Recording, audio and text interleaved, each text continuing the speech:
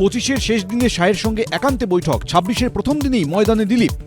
26-এ মানুষ চাইছে পরিবর্তন, পার্টিকে দাঁড় করিয়ে এখানে পরিবর্তন করতে হবে। রাজ্য বিজেপিতে সক্রিয় হয়েই মুখ খুললেন দিলীপ। এটা কি প্রয়োজন ছিল আমাকে বর্ধমানে লড়তে পাঠানো? ফালতু একটা এজেন্ডা বানানো কাউকে আইসোলেট করার জন্য। রং ও মুখ থেকে রাজনীতি করি না, দীঘার জগন্নাথ মন্দিরে মুখ্যমন্ত্রীর সঙ্গে সাক্ষাৎ নিয়ে অবস্থানে অনড় দিলীপ। সেখানে আমার যাওয়ার অধিকার আছে, আমি কেন যাব না? কার মন্দির? ভগবান জগন্নাথ আছেন।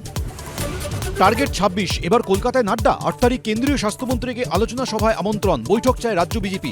18 তারিখ মালদায় মোদীর সভার জন্য আগেই পিএমওতে আবেদন। কোথাও অ্যাম্বুলেন্সে এলেন ভোটার, কোথাও অন্তঃসত্ত্বা অবস্থাতেই হাজির শুনানিতে। কোচবিহার, ঝাড়গ্রাম থেকে কাকদ্বীপ, এসআইআর শুনানিতে হয়রানি। কাকদ্বীপে উল্টো ছবি, শয্যাশায়ী ভোটারের বাড়িতেই শুনানি। চলছে এসআইআর হিয়ারিং, মাধ্যমিকের অ্যাডমিট কার্ডও এসআইআর এর নথি হিসেবে গ্রহণ করা হোক। জাতীয় নির্বাচন কমিশনকে সুপারিশের পথে সিও দপ্তর, খবর সূত্রে।